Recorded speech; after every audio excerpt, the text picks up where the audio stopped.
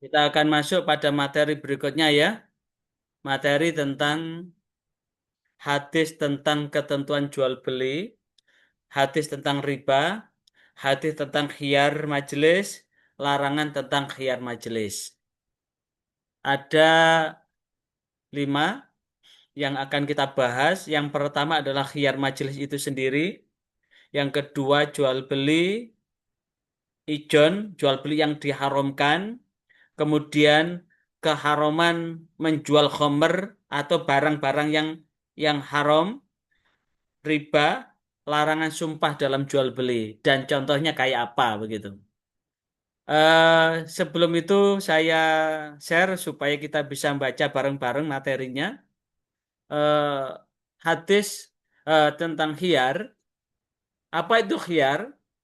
Khiyar adalah hak yang dimiliki oleh seorang penjual dan seorang pembeli atau hak yang dimiliki oleh pihak penjual dan pihak pembeli dalam bertransaksi jual beli. Untuk apakah itu dilanjutkan atau dibatalkan kesepakatan untuk jual beli itu.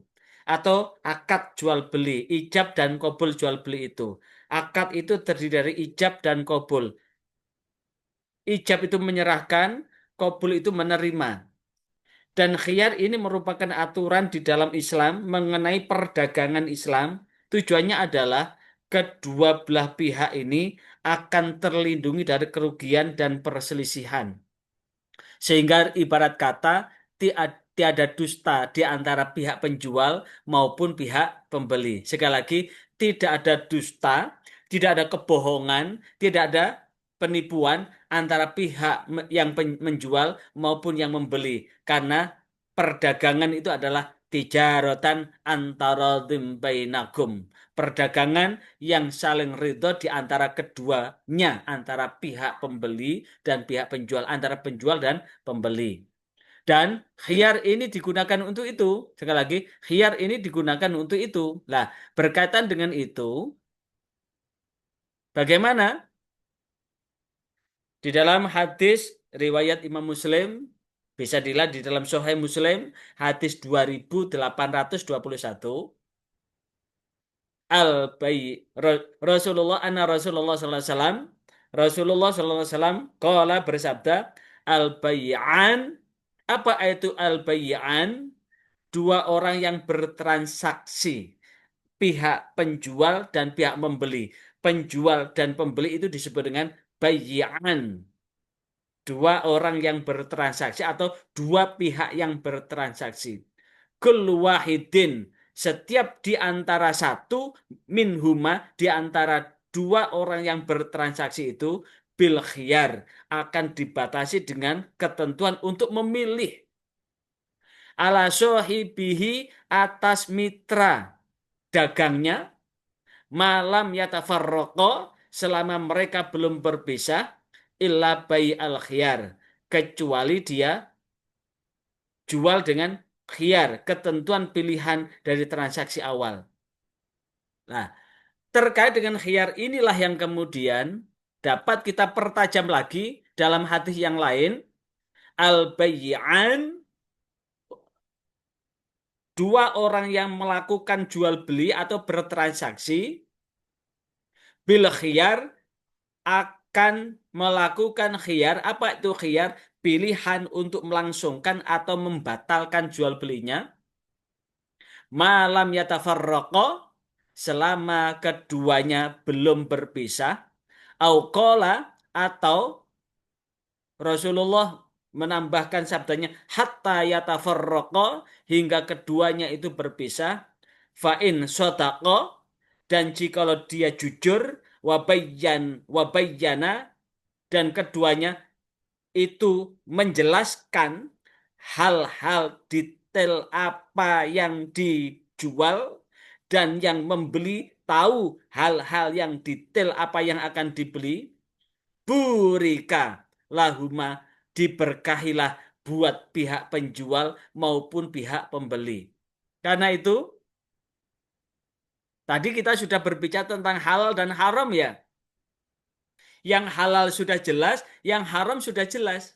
Lah, ketika seseorang menjual dengan perincian, kelebihan dan kekurangan sudah dijelaskan. Yang kemudian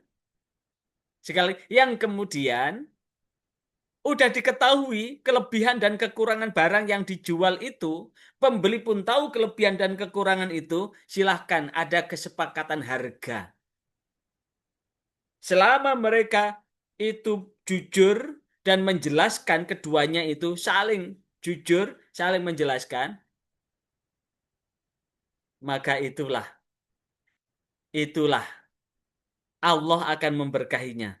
Tapi jika salah satu menyembunyikan sehingga membuat yang lain merasa tertipu, apa ancaman dari Rasulullah?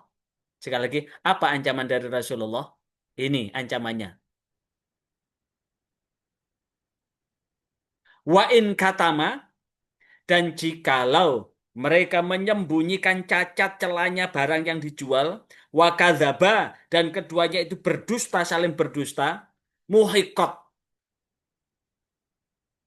dimusnahkan barokatu bai'ihima, maka dicabutlah keberkahan dari jual beli mereka.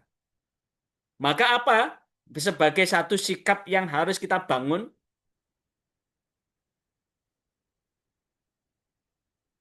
dan Rasulullah sendiri di dalam Sahih Muslim, di dalam hadis riwayat Imam Muslim, dalam kitab Sahih Muslim hadis 2822, Rasulullah menegaskan, idza tabaya'a rajulani, apabila dua orang telah berjual beli, fakullu wahidin minhuma, maka setiap seorang di antara dua pihak yang berjual beli bil khiyar itu akan dikasih kesempatan untuk memilih. Ma yatafarraqa, selama mereka belum berpisah, wakana jami'an, dan keduanya masih berkumpul, au yukhayyiru ahaduhumal akhar, maka salah satu yang lain akan berkesempatan juga memilih. Fa inna khayyara ahaduhumal akhar, dan apabila salah satu di antara keduanya yang lain udah berkesempatan memilih, fata baya'a ala dzalik, dan kemudian terjadi kesepakatan transaksi kedua belah pihak, faqad wajabal bai', maka sudah sah jual belinya. Wa in tafarraqa, namun jika keduanya sudah berpisah ba'da an tabaya'a, sesudah peristiwa transaksi, wala ruku wahidu minhuma, dan tidak meninggalkan salah satu antara al bai' dagangan, faqad wajabal bai', dan tidak membatalkan, walayat ruku tidak membatalkan, faqad wajabal bai', dan itu telah sah jual belinya. Berarti melalui khiyar ini sudah dijelaskan, dan kemudian selama tidak ada konflik di situ, sah jual belinya. Tapi ingat, jika ada masih ditutup-tutupi, maka itu perkara syubhat yang mengarah pada keharaman itu. Nah, berbicara tentang khiyar ini ada 5. Khiyar majelis berarti hak untuk membatalkan akad selama masih berada di tempat. Jadi ketika ini tidak jadi, ya tinggal aja. Tidak jadi. Yang kedua, khiyar syarat maksudnya adalah hak untuk membatalkan akad pada waktu tertentu yang disepakati. Misalkan, ini tak bawa dulu ya. Barang ini tak bawa dulu ya. Nanti yang butuh ini belum tahu. Ya, minta berapa? Minta berapa hari? Sekian. Tapi ingat, segelnya jangan dibuka ya. Bungkusnya jangan dibuka. Kalau buka, buka di sini. Kita buka bareng-bareng. Makanya ini yang rawan betul. Kita jual beli secara online ini, kadang-kadang apa yang dipesan ini dengan yang dipesan dengan barang yang datang beda. Makanya ketika buka harus di video dulu. Sehingga ini bisa diklaimkan bahwa barangnya demikian-demikian. Yang ketiga, khiyar aib. Hak untuk membatalkan akad jika barang itu ada cacat. Maka harus jelas. Yang keempat, khiyar ta'yin. Hak untuk memilih barang yang berbeda kualitas atau harga dari yang telah disebutkan akan misalkan yang dibeli kok begini, barangnya kok begini, berarti harus ada hak untuk menjelaskan kenapa demikian. Dan yang terakhir adalah khiyar ru'yah, adalah hak untuk membatalkan akad jika belum pernah dilihat sebelumnya. Misalkan masih tersegel, masih bungkus. Jikalau ini bisa dikembalikan. Inilah yang berkaitan dengan khiyar itu.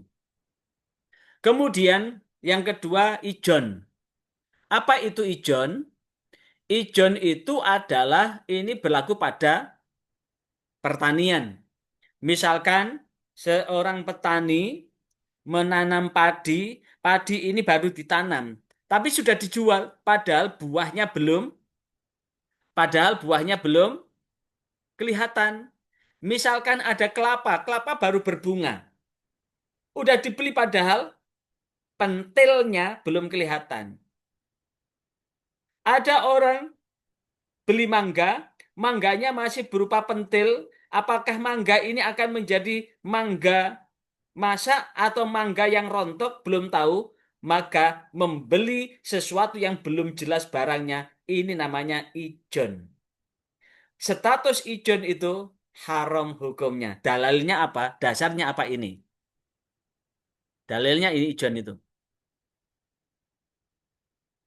An Anas bin Malik, dari Anas bin Malik radhiyallahu an Nabi sallallahu alaihi wasallam, dari Nabi sallallahu alaihi wasallam, naha an bai'it tamar, Rasulullah melarang jual beli kurma hatta tazhiyah, hingga jelas kurmanya, hingga kurmanya itu telah sempurna. Wa mazahwuha, dan apa tanda sempurnanya? Qala tamarun wa tasfar, adalah kurma itu tahmar, kelihatan merah, atau tasfar, atau kelihatan menguning. Sehingga jika kurma itu masih hijau, itu namanya belum sempurna. Itu namanya masih hijau. Belum kelihatan merahnya, belum kelihatan kuningnya, maka itu Rasulullah melarang. Sebagaimana hadis yang diriwayatkan oleh Imam Bukhari dan Imam Muslim. Nah, inilah yang kemudian, ini praktek-praktek seperti sering terjadi di pedesaan itu. Bahkan Rasulullah di dalam hadis yang lain, nah Rasulullah SAW, Rasulullah SAW melarang ambai tamar, jual beli kurma, hatta ya berdua solahuha, hingga nampak baiknya. Wanahal ba'a, wanahal ba'a, dan melarang jual beli, wal mubtada, menjual, termasuk melarang antara penjual dan pembeli. Penjual juga larangan untuk menjual barang yang masih begitu, pembeli juga dilarang untuk membeli barang yang belum jelas nyata buahnya. Dalam riwayat wa kana idza sa'ala an solahiha, adalah apabila ditanya makna adalah solahiha hatta tadhaba ahduha, hingga hilang madorotnya, penipuannya. Nah, inilah yang kemudian perlu dihindarkan dalam proses jual beli yang demikian ini. Dan di dalam Al-Quran surah An-Nisa ayat 29, A'udzubillahi minasyaitonirrajim. Ya ayyuhalladzina amanu la ta'kulu amwalakum bainakum bil batil. La ta'kulu amwalakum bainakum bil batil illa antakuna tijaratan antaradhim minkum wala taqtulu anfusakum innallaha kana bikum rahima. Ya ayyuhalladzina amanu, hai orang yang beriman, la ta'kulu, janganlah kamu semua makan amwalakum, harta kamu sumbainakum di antara kamu bil batil, dengan batal, illa antakuna, kecuali jikalau ada tijaratan, perdagangan, antaradhim minkum, ada saling ridho di antara kamu. Jikalau saling ridho, antara minkum, ada keridhaan di antara kamu.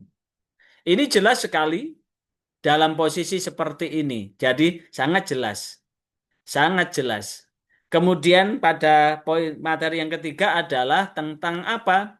Tentang haram menjual barang yang diharamkan. Dan ini dalam hadis ini hubungannya dengan apa? Homer bangkai patung berhala. Jual beli Homer haram.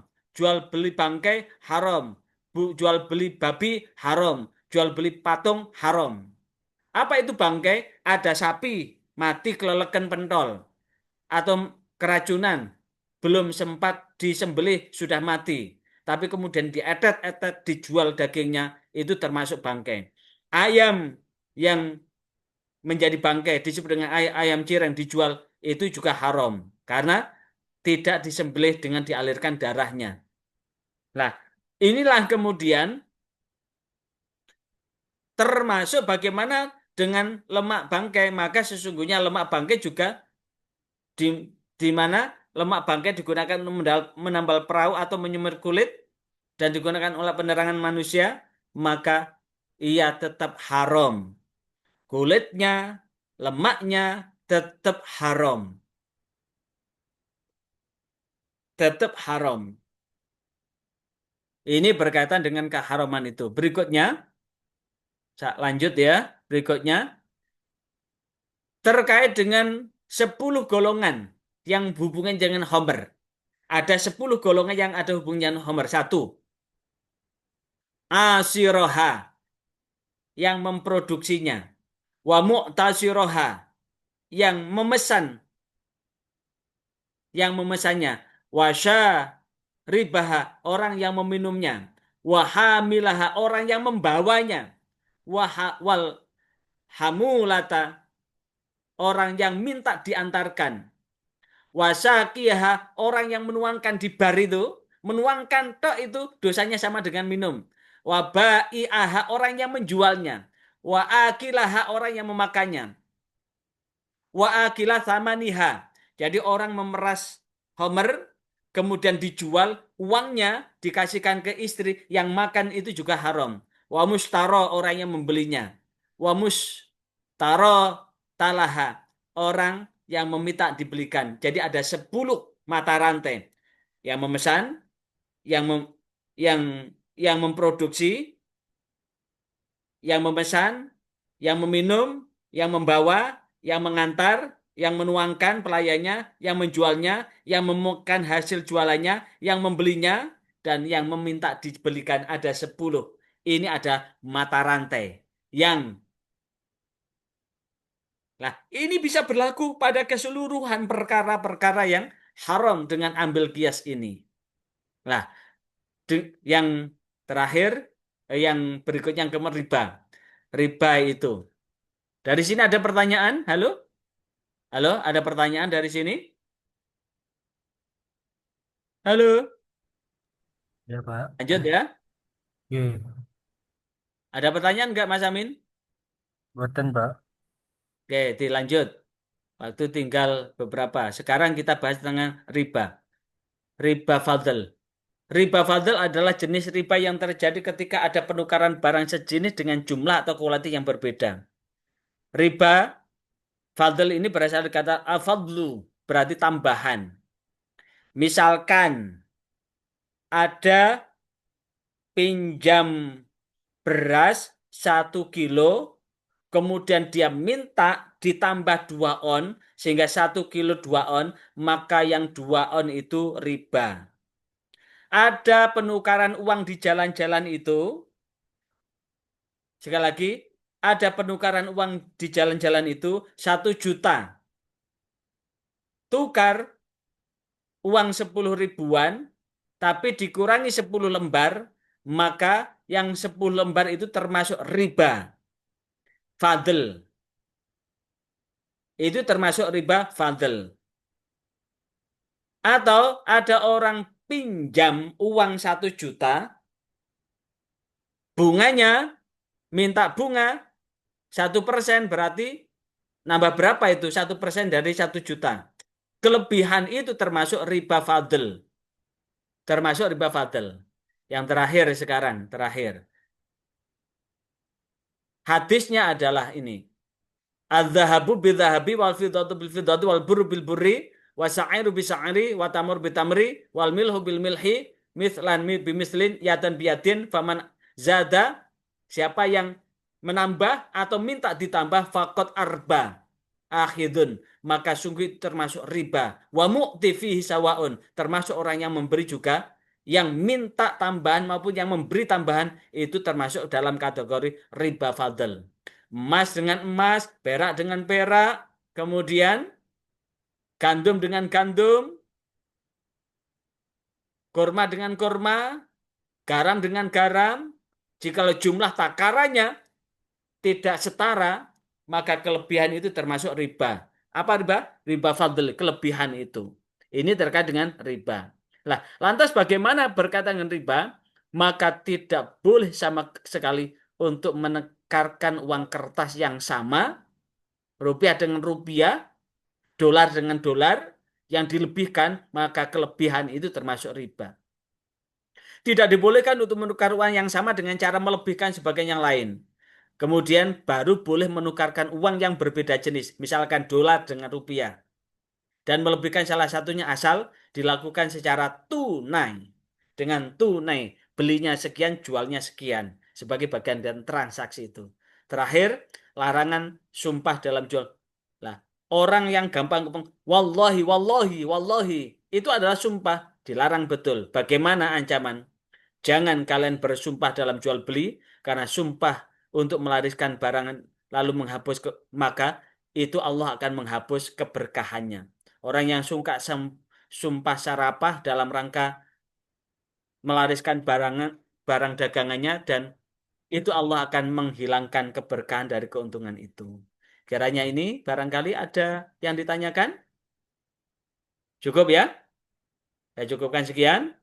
Mudah-mudahan ada keberkahan buat kita semua, dan mudah-mudahan apa yang kita bahas pada kesempatan ini kita betul-betul mampu untuk mewujudkan dalam kehidupan ini. Karena bagaimanapun juga kehidupan yang kita jalan ini sangat singkat dan cepat, atau cepat atau lambat kita akan meninggalkan dunia ini. Maka satu ketika Rasulullah menyampaikan, kullu ummati yadkhulunal jannah, seluruh umatku akan masuk surga, ilaman aba, kecuali umatku yang enggan. Kemudian sahabat bertanya, wa may ya'ba, siapa yang enggan itu ya Rasul? Rasulullah melanjutkan, man atau ani yadkhulunal jannah, siapa yang taat kepadaku maka akan masuk surgalah dia. Waman asoni, dan siapa yang mendurhakaiku fakot aba, maka orang yang mendurhakaiku itu termasuk orang yang enggan masuk surga. Berarti perkara-perkara yang jelas tadi, sekali lagi, perkara-perkara yang jelas tadi, siapa yang melanggarnya berarti orang itu termasuk orang yang enggan untuk masuk surga. Sekali lagi, orang itu termasuk orang yang enggan masuk surga, enggan masuk surga. Sekian, mudah-mudahan Allah senantiasa membentangkan ridho, maunah, taufik dan bimbingannya buat kita, pertolongan buat kita semua. Mudah-mudahan hati ini senantiasa tersinari. Allahumma nawwir qulubana binuru hidayatika kama nawartal ardo binuri syamsika abadan abada. Ya Allah, terangilah hati ini dengan cahaya petunjukmu, seperti engkau menyinari bumi ini dengan mataharimu, dengan bulanmu selamanya. Hidayah ini mudah-mudahan selamanya Allah menyinarkan dalam kalbu kita. Wassalamualaikum warahmatullahi wabarakatuh. Waalaikumsalam warahmatullahi wabarakatuh.